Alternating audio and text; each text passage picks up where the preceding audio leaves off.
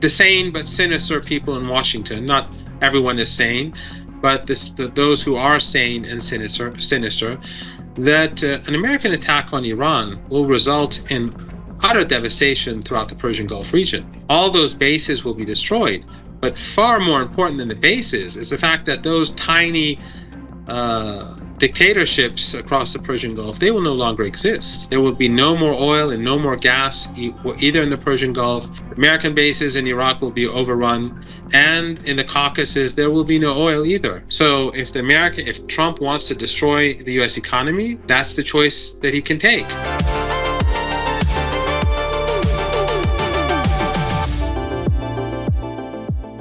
Will Iran speak?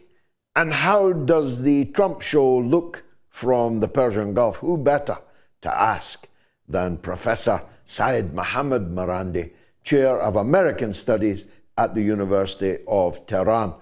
Professor, thank you for joining us again. Before we come on to events in the Gulf, what do you think of Trump's appointments thus far?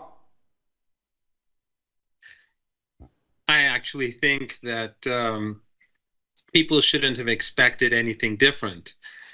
But I'm somewhat encouraged because I think that the United States is more powerful today than it was last week. And it's not going to be more powerful in 2 months from now from what it is today. What is going to happen is that Trump is going to lead a government, from what we're seeing so far, that is only going to be more divisive inside the United States, and that is going to cause a lot of trouble because the economy is not doing well and it's going to do worse. And because Democrats who have been hypocritically silent about the genocide in Gaza, I'm sure they'll be using Gaza or anything else that they can to hit back at Trump.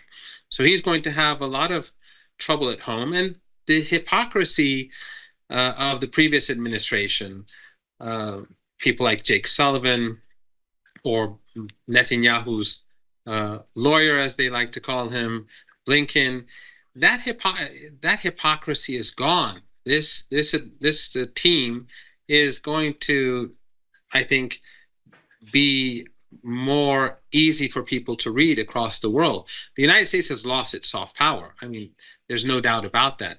The last year in Gaza, their support for this ongoing Holocaust and now the genocidal attacks in Lebanon, where every day they're slaughtering 50 to 100 women and children, that has exposed them. But I think Trump is particularly bad, and his people are particularly bad at attempting to present the United States in a positive light. So I think this administration, this incoming administration, is going to marginalize the United States more than before, but it's not going to intimidate Iran, which I think is what you're going to be asking next. The Iranians are not going to be intimidated. The Iranians are going to strike back. They are going to punish the Israeli regime. And I have no doubt that although dark days are ahead and dark weeks and perhaps months are ahead, but I have no doubt that ultimately the Israeli regime will be defeated. Look at what Hezbollah has been doing in the last 24 hours. It's amazing. They're punishing the Israeli regime, and the regime is unable to advance in Lebanon. They're on the receiving end of strikes in Tel Aviv, despite the fact that they were supposed to go all the way to the Litani River in Lebanon. They were supposed to be there by now, but they're still stuck on the border. So I think people should not be intimidated by this gang that Trump is bringing to power. The United States is on the decline. If Trump was smart, he would be the anti-war president that he pretended to be, because that's what the United States needs. If it wants to prevent the economic collapse, if it wants to have a future for its people, it has to change course now. It has to shut down many of those military bases across the world, 800 to 900. It has to cut defense spending. It has to end the wars. It has to bring about stability in West Asia. But from what we're seeing, Trump does not seem to want that. And if he does want to do that, he will probably not be able to do that. Let me give you an interesting story, which it would be useful to your listeners. After Trump went to North Korea, a senior North Korean official met a senior Iranian official. And that official told me in a small gathering that he, out of curiosity, said, what was Trump like? Because you alluded to this in your introduction when you were talking about if Trump thinks he's smarter than them all. That official said that when Trump came and spoke, everything was fine. But as soon as he left the room and the negotiators began, and the National Security Advisor took charge, everything fell apart. In other words, the discussion was pleasantries, and there were nothing happened while Trump was meeting the North Korean leader. But as soon as the meeting between the two ended and the people who had to do the negotiations began to do their work, it was the same business as usual. It was sabotaged and the whole thing fell apart. So let's pretend that Trump brings in all these horrible people in order to control them. Well, he didn't succeed last time round, and there's no reason to believe that he is going to succeed this time round. But I personally don't believe that that's really the case. I think he's very deeply influenced by the Zionist lobby, and they got what they want, just as they got what they wanted in previous administrations. But as I said, I think this administration doesn't even pretend to have a mask, and that is a good thing. Yes, and the point you make about Trump's lack of soft power around the world, I mean, that I can testify from my own mailbag. It was perceived that I wanted Trump to win, and it was a very unpopular stand to take. People in Europe, people in the Western world in general, people on the Democratic side, 68, 9, 70 million of those, they'll all be gunning for Trump. And the turn that he's made, this warmongering turn that he's made, even if he thinks he can trump it with his own personality, is going to run into quite a lot of trouble. Now, going to the Middle East first as a whole, in the Levant, the situation as you just described it is that the Lebanese resistance have fought the Israeli occupation force to a standstill.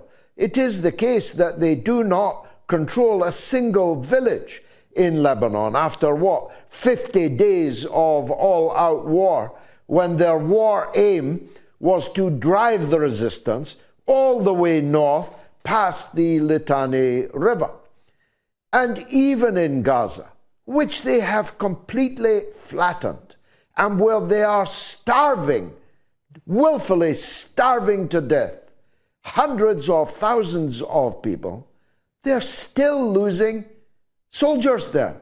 They're still unable to pacify the territory that they have complete control of now. And so, help me on this. How can they imagine that on top of those two situations, they can fight the Islamic Republic of Iran? That just makes no sense to me. Well, before I answer that, I'd like to also point out that, and I'm sure that some of your viewers will not be happy with what I'm about to say, but I would not vote for Trump under any circumstances, but I don't see any reason why anyone could possibly vote for Harris. Voting for Harris means, and if it means that you're trying to help her get into office. Her getting into office means a type of, and that would not be the intention, but Harris and the corporate media and the establishment would present it as a vindication that a year of Holocaust was the right thing to do, and Americans accept it. So I think Harris had to go. I think Biden had to go, and it's tragic that the regime in Washington gives people a choice between Trump and Harris, and it just shows that there's no democracy in the United States. But I don't think that voting for Harris would have been a good thing at all, because she had to they had to be punished for what they did. And of course their punishment after they die, I think, will be infinitely worse. But I think they deserve this punishment. But with regards to Israel, yes, they've lost in Gaza. This is the Israeli regime that would go all the way to the Suez Canal. Now they can't take Gaza after well over a year, despite the genocide. And in Lebanon now, they're killing between 50, as I said, to 100 civilians a day. And the difference between Lebanon and Gaza is that Lebanon is full of Western embassies. Beirut is full of embassies. They all see it. They know it. There are Western journalists based there. They see it happen. They call these Hezbollah targets because they want to hide the truth that they're just targeting women and children. They're slaughtering women and children because they are a part of a community that's supportive of the resistance. And these embassies and these Western journalists are all part of this conspiracy. And Hezbollah also, while fighting against this Israeli regime onslaught, has a problem that makes it more difficult than for Hamas and Islamic Jihad, and that is that they have enemies in Beirut who are conspiring against them with Western embassies as these genocidal attacks are being carried out. The same people who carried out the massacre in Sabra and Shatila, the Palestinian refugee camp, which killed 3,500 Palestinians and Shias in that camp. The same people are now having meetings with Western embassies to carry out a coup in Lebanon. Of course, they're going to fail, but it just shows how disgusting the West is, who their allies are, and how Western media is trying to hide the reality of these genocidal strikes in Lebanon. So Hezbollah has to be careful of what's happening behind it, but it is quite astounding how they are defeating the Israeli regime. It is extraordinary what these young men are doing on the battlefield, and how the Israelis have failed to make any inroads. They only come in during the day, go in a kilometer or two, blow up people's homes, and do what they did in Gaza, take pictures of themselves wearing women's clothes, and then they retreat at night.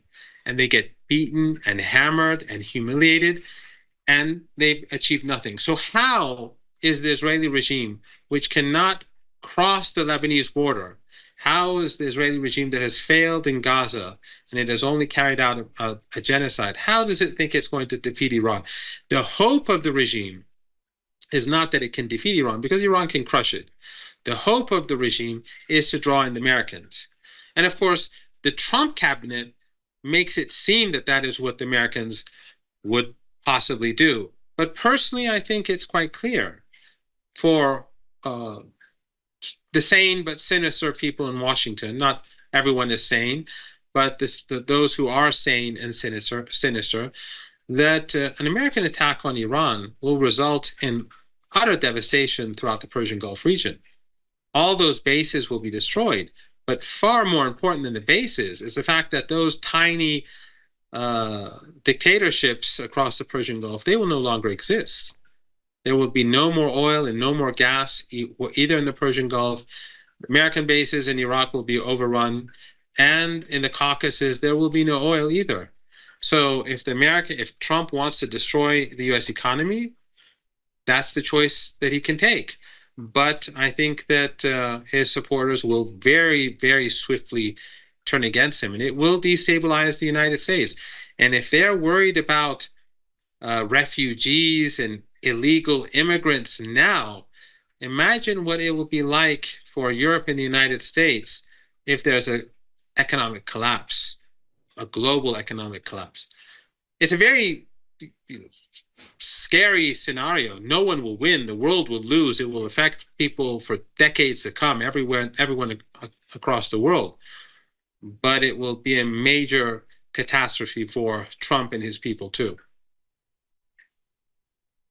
Now, they say in the US that Iran is trying to kill Trump. I don't know whether to laugh or cry at the information that they have so far released. An Iranian American and 2 New York Jewish Americans. It doesn't seem to add up to a conspiracy led by the Ayatollahs in Tehran to me. How seriously should we treat this? Well, George, I think the timing is key. The story doesn't add up, and it is ridiculous. But why is it that right after Trump is elected president, this comes out? And of course, we know that elements within the deep state tried to murder Trump. Probably the same people are giving out this sort of disinformation. But more importantly, I think, is the timing. Why is it that after he was chosen that they chose to declare this? And why is it that at the same time, the United States government has been saying that they will swiftly send all the assistance that Congress has passed for Ukraine to Kiev? Because regardless of what Trump wants, and regardless of what his intentions are, and regardless of the gangsters that are surrounding him right now, what they want, I think that the deep state, the current regime in Washington, they want to intensify tensions with Russia and with Iran to ensure that Trump will fail. Because the United States is so deeply divided that these people would rather have the United States fail under Trump than to succeed under Trump. And of course, I think Trump will fail anyway. I think the United States is destined to fail, whether with Trump or without. And I think Trump is worse for the United States than anyone else for the reasons that I explained earlier. But I think that these two things are connected. The accusations, the ridiculous accusations against Iran, and the swift move to quickly give Ukraine all that they can before a change in government.